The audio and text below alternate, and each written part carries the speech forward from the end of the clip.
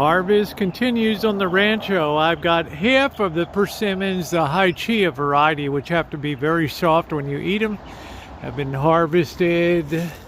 Still pulling orange off, the Robertson navel, the Palestine orange. This Meyer improved lemon is excellent. I'm going to be making another lemon meringue pie. Stay tuned for that.